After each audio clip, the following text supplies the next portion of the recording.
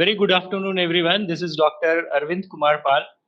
Uh, the School of Media, Film and Entertainment, Mass Communication Departments welcomes Dr. Maja Jarentrup, Associate Professor, Ajankya D.Y. Patil University, Pune.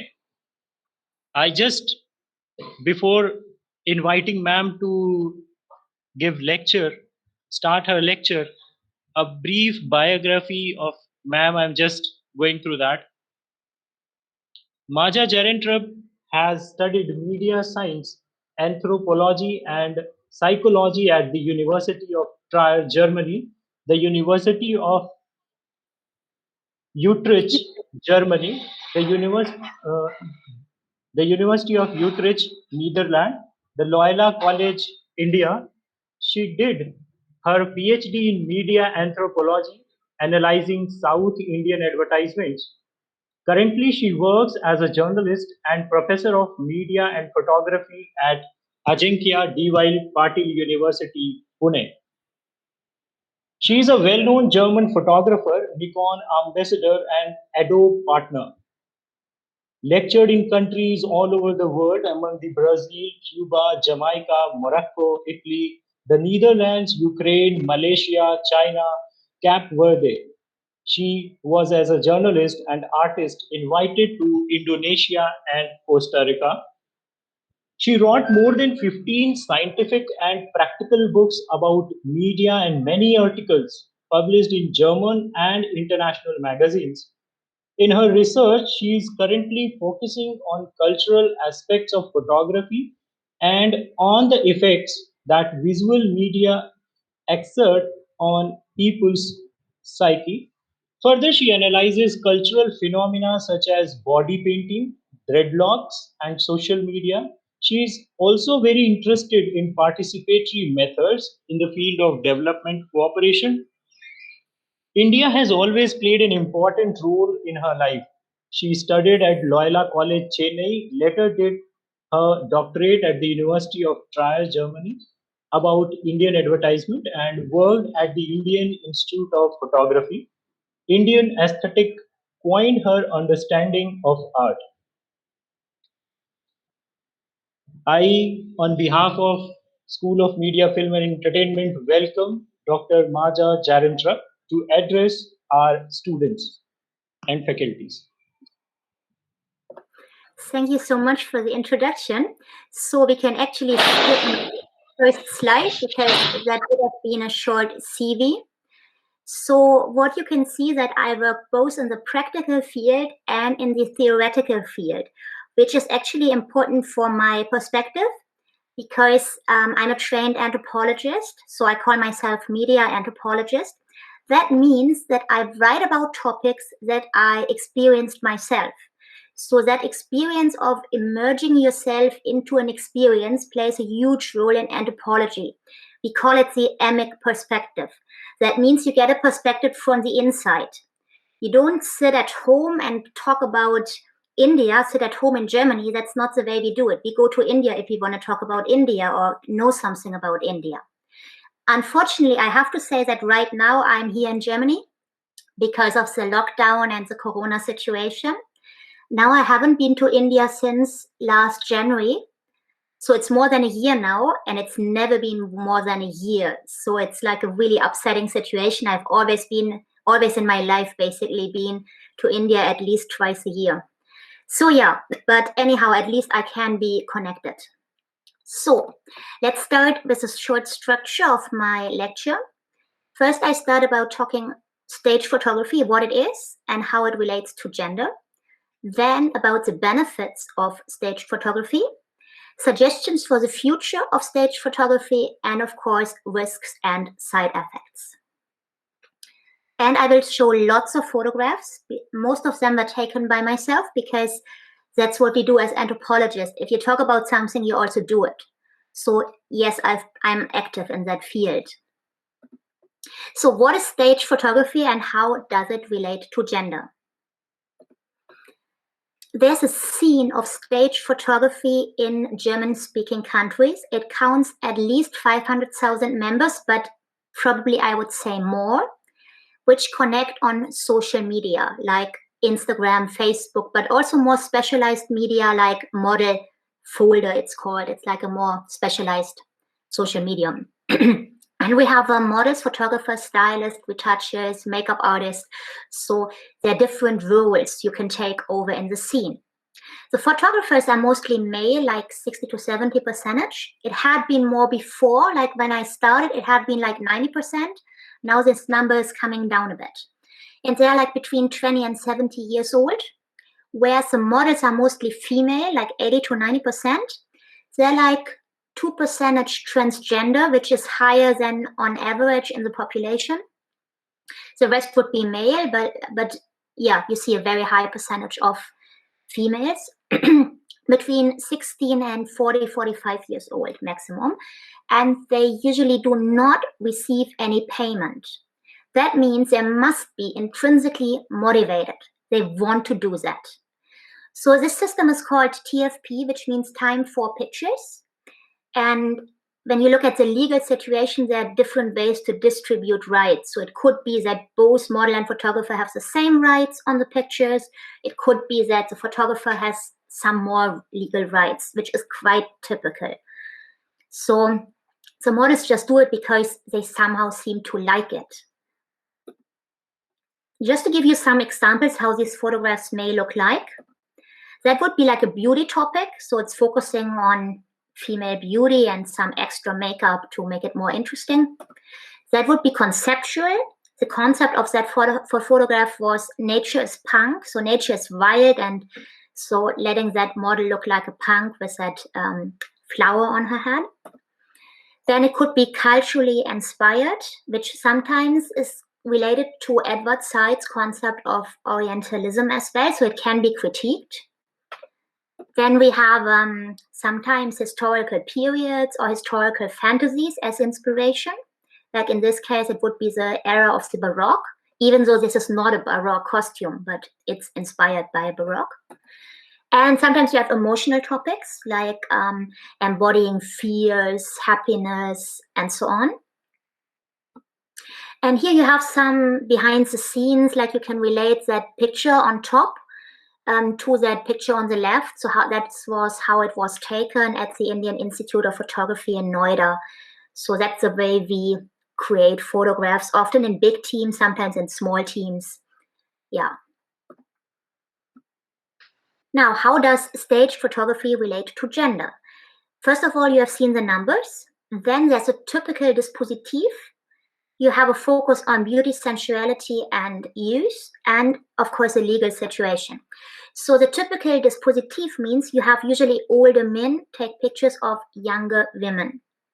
And if they are men to be taken as photo models, it's like really a very high percentage of them would be homosexual. But I'm not going to address men in that lecture, but just to have it on your mind. Then it's always been said in literature that the camera would be a strong metaphor for power and control. You have that big thing in your hands. And like in psychoanalyst thoughts, you could even say that it's like a phallic metaphor, that huge lenses you use and so on. So yeah, the camera can be seen as a tool of control, and it's in the hands of the photographer, not of the model. Then you have that focus on beauty, sensuality, and use. So it often includes an enhancement of features that are imagined as feminine. For example, cuteness, sexiness, and yes, there are lots of sexual connotations, like the suggestion of availability that can be communicated via dress and posing. And you have the legal situation. The photographer is in control of the pictures. Like they are first with him. They are not first with the model. They are first in his hands. And also it's usually the photographer who gets more rewarded. There are some models who became more or less famous, even though they're hobby models. They're like not runway models. But mostly it's the photographer who is like considered to be the one who actually made that photograph.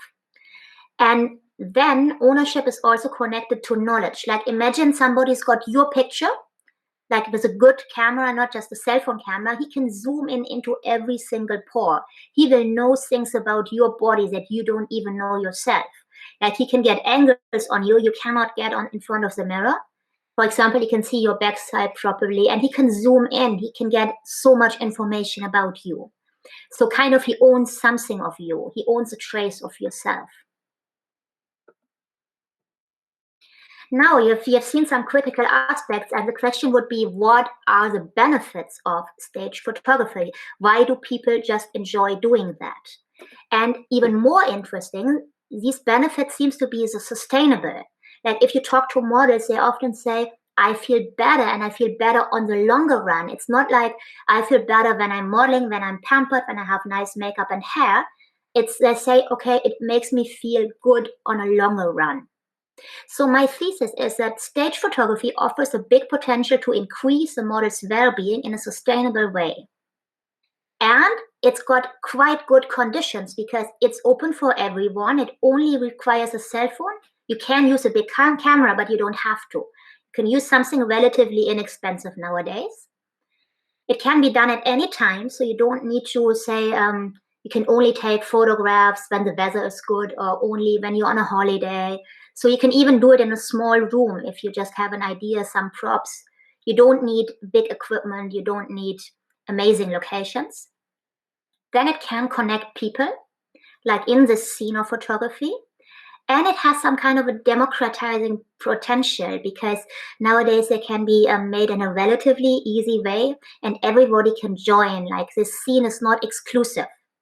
So if you look at social and the social background of people in the scene, you find it all. You may not find the lowest class, but you find like absolutely super rich people, like really high class, but you also find people who may be very creative but very chaotic and may not even have a proper job. So it's kind of open for everyone, and even people who are like not among the higher sections of society can become very successful with photography and with modeling. So it's kind of democratizing in a way. So, but there's more to it. There's certain aspects that stage photography does with your psyche, and these are the most important aspects, I think. And there's some concepts like mindfulness, identity, experiences, empowerment, etc.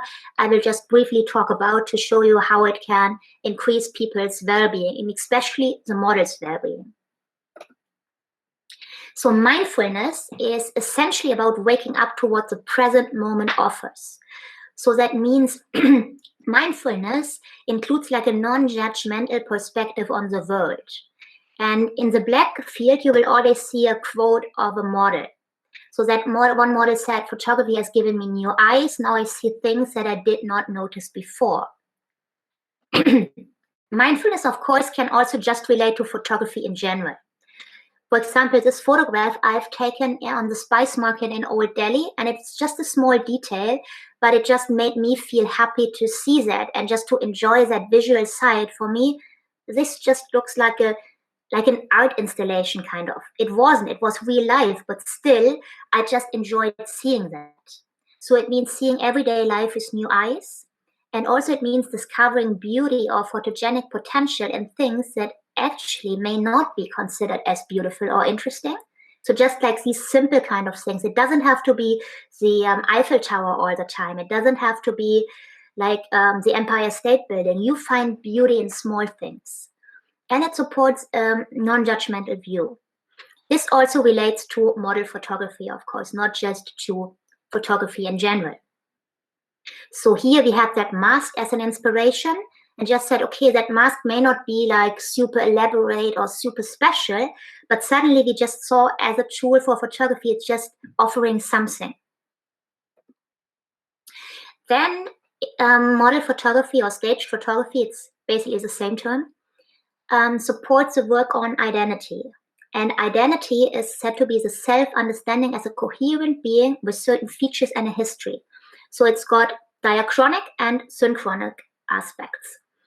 And photography has always been said to be the art of the person. Maybe you heard about Roland Barthes, like a famous French philosopher who said that photography is actually what helps a person to communicate and to express him or herself. So models also said, I model in order to find myself. So what can it be? It has been said that every photograph is a self-portrait. So every photograph you take, but also every photograph you take of yourself or you get taken of yourself. What does it mean for the model? For the model, it means that she has to verbalize her identity when working in a team. So she has to communicate who she is. Then identity can be the work on the picture you actually want to be. So it can be like a future projection. It can help you to define who you want to be, but it also offers identity tests or trials because you are in a controlled environment. That means you can just embody anything, but nobody can say, oh, she is like this. For example, I could embody like a wild creature, like a devilish creature or something, but nobody can say, is it myself? Is it my inner self? Or is it just a role I'm playing like an actress? So the picture doesn't really tell how you relate to your photograph. In staged photography, it's not clear, and that gives you freedom. So you can experiment without people saying like, oh my God, you are like this. Nobody can tell. And then there's a symbolic dimension. You have the chance to communicate your ideas, your feelings, your fears. Yeah, this expressiveness photography has. So it's about expressing personal identity, but also cultural or subcultural identity. It's about gender identity. And of course, it happens in that kind of controlled environment that nobody can really say something about you just by the photograph. It can be possible, but it doesn't have to be. For example, the picture on the left, that was one of my Indian students, and she wanted to have that Orientalist kind of image. Like, actually, these costumes are not Indian, they're from Turkey, but still it adds to that feel of exoticness and so on. And here, that person actually is a transgender person. And he says that with the symbolic creation of the own story, he can express his own identity as somebody who's tied to a wheelchair. And fairy tales can really help in doing so. And that was also noticed by that famous German psychologist Flora von Spreti. So it can help to add something mysterious and beautiful even to weaknesses. So let's make him talk. It's in German, but you see the translation below. Zum einen finde ich inszenierte People-Fotografie sehr therapierend in der Form, dass man sich einfach künstlerisch ausdrücken kann, wie man im realen Leben nicht die Möglichkeit hat. Und das ist eine sehr große Facette. Für mich als Beinbehinderten gibt es da aber noch eine andere Facette, die ganz speziell in die Fantasy-Richtung geht. Und zwar kann ich mich besonders gut mit mehr Leuten ausdrücken und identifizieren. Das hat den einfachen Grund, dass im Original... I just stop it here because he talks a lot, but at least I hope that this short clip shows that photography helps him to cope with his disability or with his problems, basically. Then photography helps, or that kind of stage photography helps to initiate experiences. Photographs can be seen as experiences and have been defined as such in literature.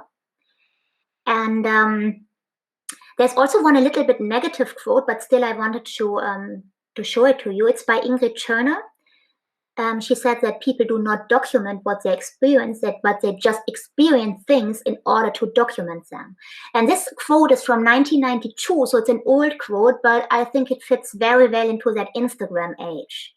Yet, I think that this negative undertone she has may be wrong because I feel it's better to have experiences than not to have them. So if it's photography that's triggering you to have experiences, so why not? Actually, it's a good thing because it's still better than just sitting on your sofa and not doing anything. So yeah, I do think that even if Ingrid Turner is giving that negative aspect to it, I actually think it's still to be preferred. And a model said, without photography, I would have far less interesting and life-changing experiences. So she also seems to find it really important. So what could be these experiences? That's like getting insight, having a purpose or like an excuse for some experience, some stuff you usually wouldn't do because it's like maybe too difficult to do, or maybe, like it costs some effort to do so. But yeah, people do it for the sake of photography. And as a model, you experience these things with your own body. So you're gaining a glimpse of an emic perspective. So look at this lady. That's in Carnival in Venice, in Italy. So they have that huge carnival every year. You must have heard about it. And so people dress up and also take over that role of models. They pose for photographs. They're just there to be photographed. And that gives them like an excuse or purpose to experience this. And I think that's something beautiful and something you can, profit from. Or here you have that underwater photo shoot. Like usually you wouldn't go underwater wearing a big dress and it's cold, it may be unpleasant, but essentially it's like something you have a great experience. Maybe afterwards you just got some new insights, and I think it's valuable to have experiences and to get to know things. Next aspect would be empowerment. And empowerment got different aspects to it. One aspect is that bodily states have effects on affective states. That has been proven a lot. For example, we say if you smile, even if you're not happy, you will feel a little bit better because your brain gets that information, okay, smiling, and it will, difficult to explain in English. Anyhow, it will give that feedback that you must be happy. So it's true. And also it said, like before an exam, you should stretch your body. You should make yourself big because then you feel more self-confident. That's one aspect about it. And the second aspect doesn't relate so much to the individual, but more to communicates. Like stigmatized communities use technology to maintain their social identities and to enhance their support. And that's also what one model said. Our pictures scream, here we are. So here it's this photograph on the right side should illustrate that effect Barzalou talks about. It's like taking postures and wearing dresses that convey self-confidence. Like she being climbed up to that spot, she feels great, she feels big, and she feels like a queen, kind of. Then the second aspect of empowerment is also having the power over the perception of the own person. So that also relates to the individual. Then it also relates to the to groups to become visible as an individual, but also as a group. So to overcome shyness, even if you're not so happy with some features of your body. And it offers connection, like finding like-minded people with a similar fate, and also to connect and get to know solution strategies. So this photograph on the right also illustrates like the self-confidence in posing. And like she looks angry, and many fashion models just look not all the time friendly because she's expressing something like dominance, like anger, like this here I am kind of a thing. And this photograph, I know that's really provocative, but I'm just showing it because I won quite a great award with that photograph. It should show that these really big women, and they don't correspond to German or to probably international beauty standards, but still they're self-confident. They put themselves in that photograph and they connect, like they form one shape and they work together. And with that connection, they also may feel better because they're like not alone. So that's why I selected this one. Probably the most provocative photograph I have, but yeah, probably also one of my most rewarded photographs I ever took. Yeah, then it's about, close to that topic of empowerment, achieving self-love and body positivity. So what is self-love? It's even mentioned in old scriptures like the Bible. It's, for example, this one, for men shall be lovers of their own selves, in the Bible, even though the Bible has some kind of a negative view on the body in great parts, because the body is a reminder of sin and shame. Then we have one more source, which is from India, that self-transcendence is discussed as comprising two main elements: is transcending the ego and enjoying a sense of connectedness to others. So here you have one more perspective. And Maharaj and April also, they link these ideas to Erich Fromm, who's a German philosopher or psychologist. And as a quotation, I took this one: if you don't love yourself, how can you ever love somebody else? Which one of my models said, but actually it became famous from this guy, that is RuPaul. He's a drag queen, and he became really famous with a TV show on Netflix. So you can check it out and see these cross-dressing, but it's a lot about expressing identity as well. Of course, also drama. So it's also self-love and body positivity is also about learning to accept their own body, seeing also positive aspects, also about overcoming shame and triggering admiration from others, not just because of looks, but also because of independence, so that you dare to show yourself, that you dare to be happy with yourself, even if you are not like don't have a perfect body or don't have a perfect face. Then, of course, one really important aspect is creativity, which can be defined as the unfolding of an inner core of the individual, even against outer resistance, and an aesthetic transformation of everyday perception, which leads to pride, self-esteem, and thus to psychological well-being. And models often say something like, the interesting part of a photo shoot is that you can make a lot with little means. So this is when it gets creative. So you don't need to have always like an amazing location, amazing dresses, but you just do work with things that are there. So that's something I found like really important. So I wrote a lot about photographic creativity means dealing with the shortcomings of reality. So you work with what is there. You have to kind of work with reality, because that's photography. It's not painting. You have to work with what is there. And so creativity becomes a way to express yourself, but also a chance to learn how to handle everyday problems by finding new perspectives. So it's like a training for everyday life even, because in photography, you have to work with what is there. In everyday life, you have to work with what is there. So everyday life is not a dream, neither is photography. And creativity can be pursued by working alone, like in self-portraiture, but also by working in teams. And very often it's also about integrating or using other art forms, for example, body painting, fashion design, makeup. But there are very often also references to classical paintings, to music, to dance, etc. So it's a lot about integrating other art forms and also broaden your horizon when it comes to other art forms. So, for example, this picture on the right is something I have composed corresponding to a Rubens painting, which is called Fall of the Damned. So that should be like the rise of the damned, like a tree structure. And this photograph, for example, that's about how men and nature interact. So that picture on purpose is degendered. It was a woman, but I kind of tried to make her just look like a human so that you can't tell if it's a man or a woman. And these things, at least these natural structures, should remind on the neural system that expands, that is bigger than the person actually. Yeah, and this also really leads to that topic of overcoming the body. And referring to cyberspace, Lackner has said that the desire for incorporeality, the human body is seen as unnecessary ballast that must be overcome. And looking at a model's quote, it's about more than just myself. So we have three aspects of overcoming the body. One is you overcome that physical normal state by being transformed into another state through makeup, posture, costume, etc. Then it's overcoming in the sense of an exposure. So that's actually a German expression.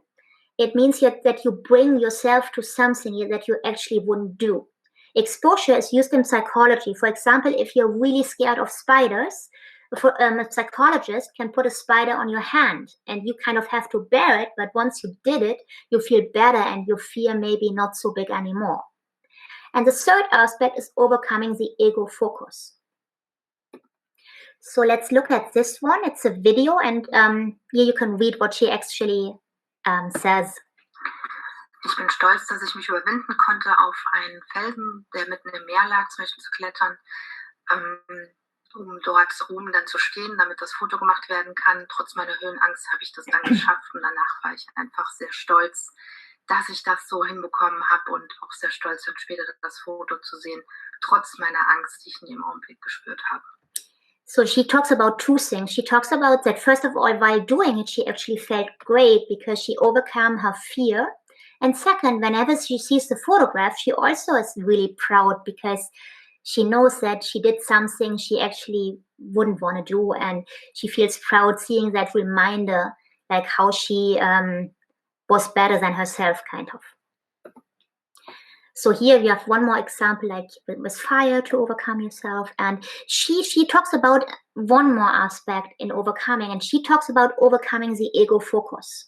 She talks about that it's more than herself. So just read that text, please.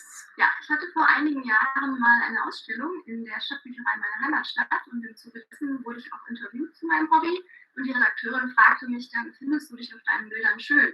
Und darauf habe ich geantwortet, dass ich mich gar nicht auf den Bildern sehe, weil für mich ist es einfach das Konzept, was dann zur Umsetzung kommt, die Idee, die dahinter steht. Maya Nu ist auch nicht ich, sondern es ist eine Kunstform. Und es geht für mich einfach darum, dass ich das Konzept gut erfülle, dass die Idee gut. Yeah, she ultimately says that it's not about herself. It's about the entire artwork. And if she sees the artwork in the end, it's not like looking for flaws or looking for herself at all. It's more like enjoying the artwork and not really thinking about herself, just being happy that she was part of it. And here I just wrote something, an article that was actually about body painting, but just try to read it out because that's basically what I want to express with this point. The work, like the photograph, distances itself even further from the model. The body becomes a canvas becomes a photograph, and the photograph becomes a communicative and enduring signifier, or a series of signifiers, which, however, remains ambiguous with regard to the model, or in which the model perhaps does not play a major role at all. So what I mean with this ambiguity is that it's not clear what it says about the model, what I mentioned before. So is there phototherapy? And well, there's not really an established phototherapy, but I think it can be used for many aspects. And I had clients with very different problems. Like we had that people with depression, fears, gender incongruence, body image disorder like anorexia, and the problems also with regard to cultural identity. Now, suggestions for the future of staged photography. So that's my third point. And the major aspect is that gender balance, like to find more integration. That means there should be more change of roles, but that also means more openness to male models, elderly and transgender models, which also means that approving expressive men, approving men in more elaborate dresses with makeup, etc., which would really help to integrate them in model photography. So that's actually a point where the men are shortcoming because they don't enjoy these advantages of stage photography. But then there also should be more similar or same legal rights for everyone involved, because that's the moment when mostly the females come short. They don't have the same legal rights. And maybe it could also be good that the potential of self-portraiture could be explored more without losing connections to other people, because that connection was also mentioned to be valuable. That means we will try to achieve more rights for women in the scene of photography, but also to let men profit from the beneficial aspects of embodiment. So both actually should be, both should benefit in the end. And when it comes to phototherapeutical methods, that would be, as I said, like increased well-being through mindfulness, expression of identity, experience, creativity, empowerment, self-love, and the overcoming of the body. But it should also mean that the scope for action should be increased, and it should show possibilities for connections, and also taking care of the risks, because of course there may be also risk and side effects, which is my next topic, risks and side effects of staging. One is that constant change. The next one, social media. And the last one, questions the way therapy could be done in case we would want to take it to that level. So physical boundaries and the constant longing for change would be one aspect. That means there could be the creation of a really unrealistic ideal that is in contrast to the real look and perception. So that means the reality will be experienced as a constant frustration. For example, if you focus so much on beauty and in the end, that person may not be considered so beautiful in everyday life. And it could also mean that there's, in the end, a dissolving of identity, that change becomes an addiction, that you don't really work on your self-concept, but in the end, just try to be very, very different characters all the time and don't really work on your own identity. So that also both, especially the first point, has to do with that focus on female beauty. So maybe it would be more valuable to stress these topics that do not exclusively rely on beauty, but also integrate more aspects to it, more embodying different characters, just being something else and not necessarily just trying to be yourself, but beautiful. The second aspect is social media. That means the imitation of ideas, so that self-images are just copied and also put into competition with each other. That doesn't help you to work on identity if you just copy somebody else and try to be better or at least as good. And then it's also the problem of not being able to cope with critique or negative feedback. Of course, that, like, for example, if you just hunt trends and then somebody else may be better than you doing it, that may be a difficult experience. Also, the question of growing older comes into that point. But I have to say that I even have models that are relatively old, and there are two ways. Either they model till relatively high age, that can be done because Photoshop and makeup can do a lot, or they will change sides and eventually become photographers or become makeup artists or become designers. So most of them kind of stay connected to the scene, but may after a while change their roles. And yeah, the question is also if trends may just become more important than working on one's own topics. But at the same time, I have to say that several trends reflect what is important in society. For example, in Germany, we had we still have that trend of showing women with horns. So having women that have some kind of horns, and that tells something about the status of women in society, because having horns means you're kind of wild in a way, you're maybe also horny in a way. So women may be considered as more strong than showing them like wild animals. But at the same time, it also creates that dichotomy between men being cultured and women being more natural. So that also creates some field of tension. And then you have many of these pictures with women wearing horns that have lots of embellishment.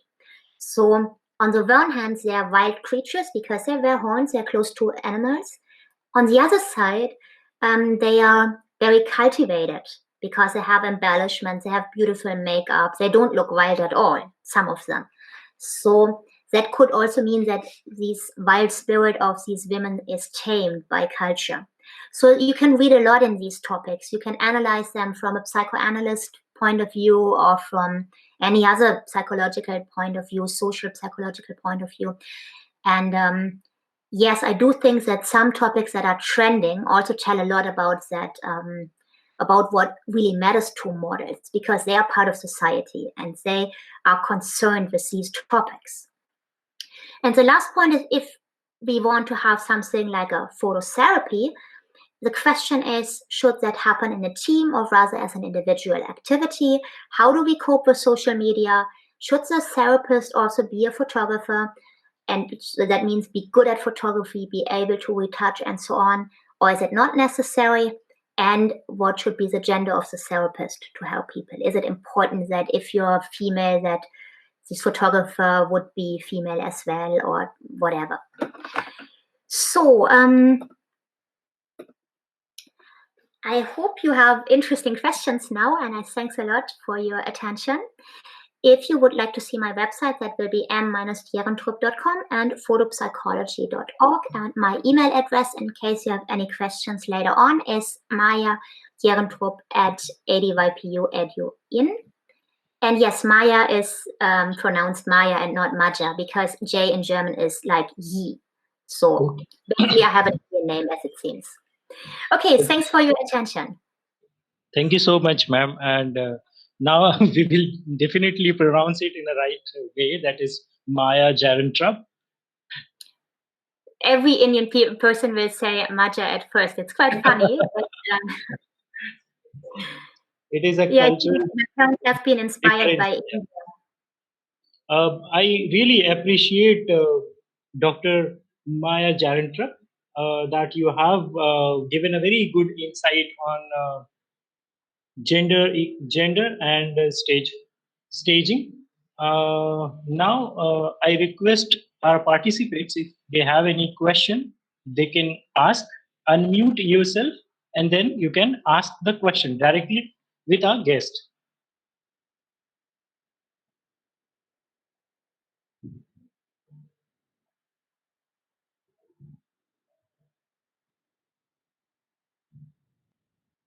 Hello, Arvind sir. Hello. Yes. Sir. I Sir, have please a ask question. your question. Yes. Hello, good afternoon. Just I have to switch on my video camera. Hello, good afternoon, Maya. Hello. This is Ashraf Ali Khan. Hello. Am I I hear audible? Okay. Am I audible? Yes, Ashraf Okay. sir, you are So, audible. Just go ahead with your question. Okay.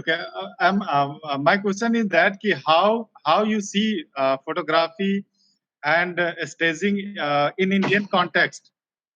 When because the photographs which you showed to us, so it was actually in India most of the people is below the poverty line and they live in normal situations. So how do you see in Indian context? See it in Indian context. Yeah, that's a really good question, because as I work at the Indian Institute of Photography as well, we always have that situation, like how will we stage people?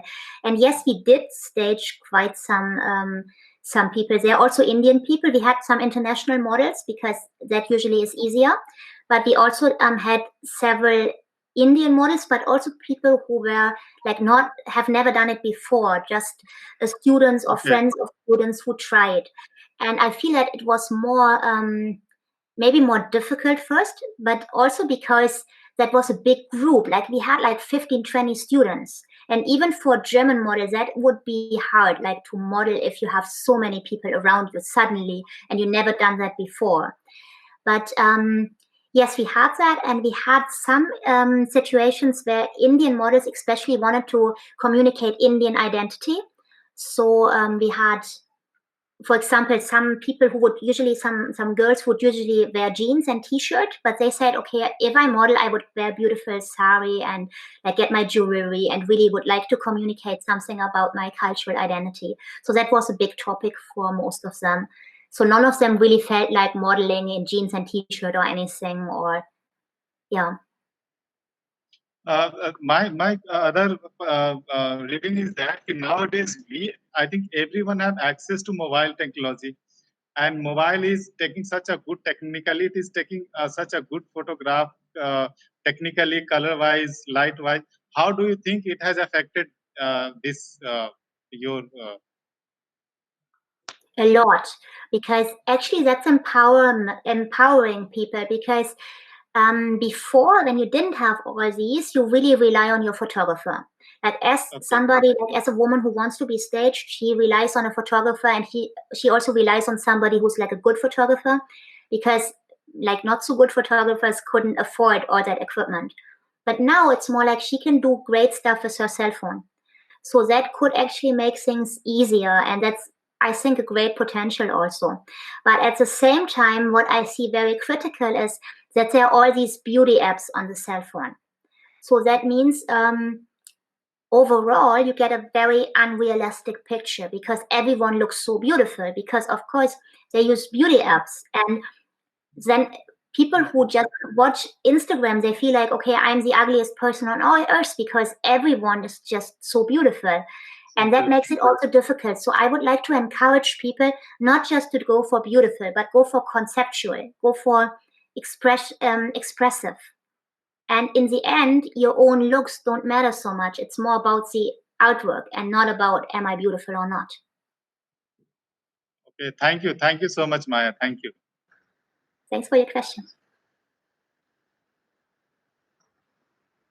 Do I see more students asking questions, or may I proceed with my question, Dr. Yes, sir, you can proceed. I think students. All right. So, Dr. Maya, first of all, my compliments. You delivered a really, really intriguing session.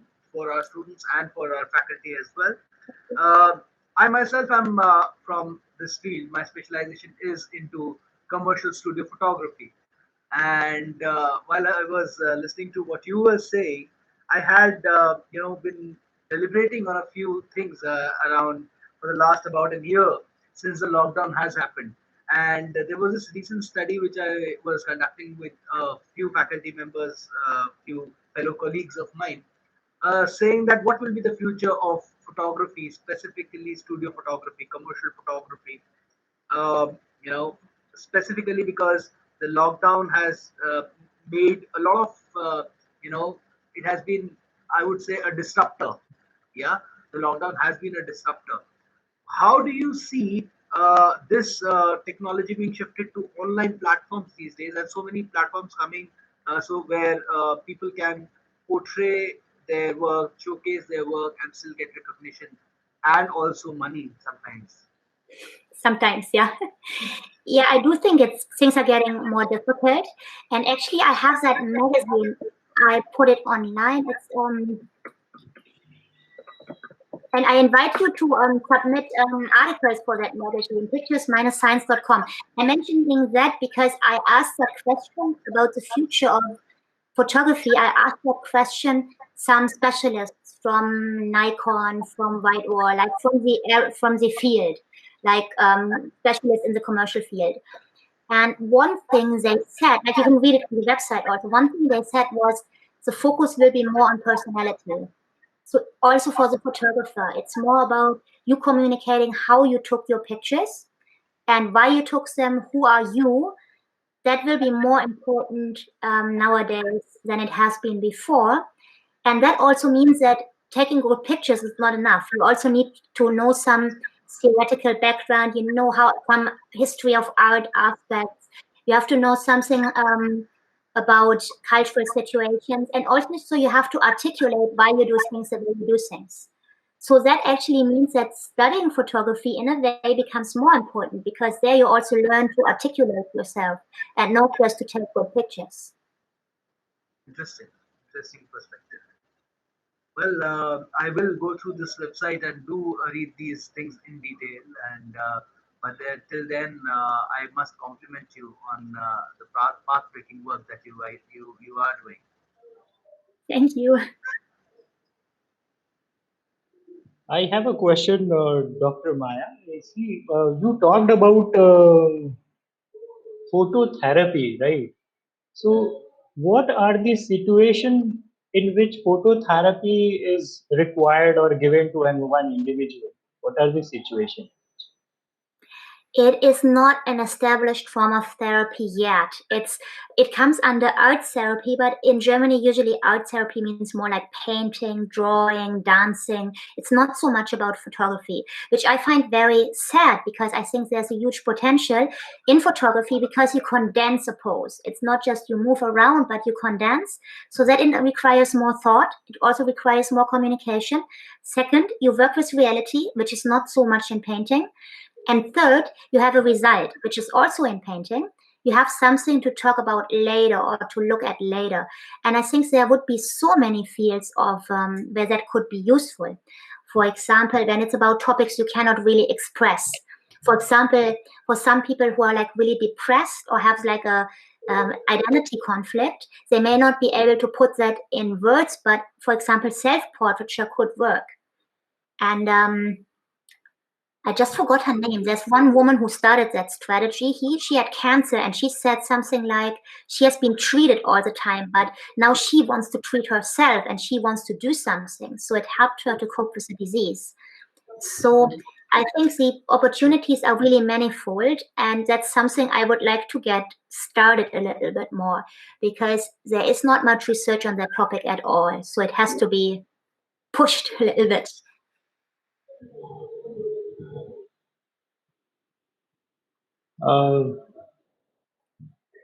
If anybody is having more question, please ask.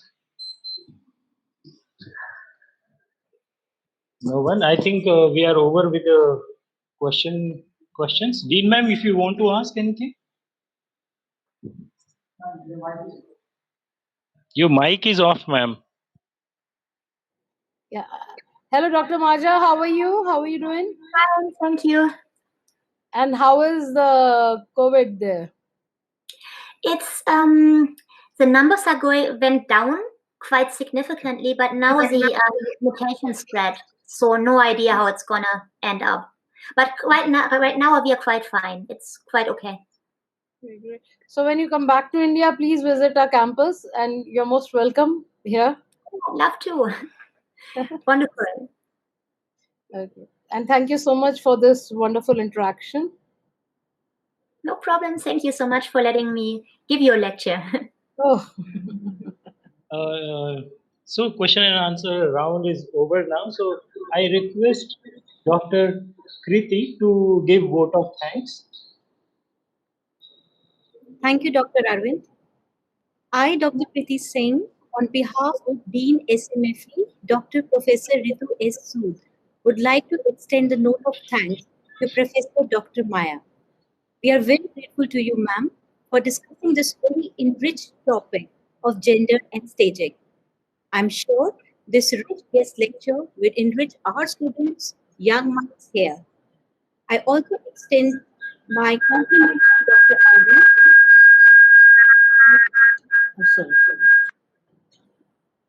I also extend my compliments to Dr. Arvind and Mr. Suvats for inviting an accomplished and inspiring guest speaker.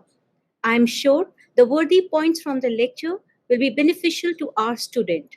Once again, we appreciate you for making time in your busy schedule to speak to us. Thanks once again to you, ma'am. Thank you. Very kind of you. Thank you so much, everyone, for joining this webinar. Now we are ending this webinar here. Thank you so much. Thank you, Dr. Maya, ma'am. Bye-bye.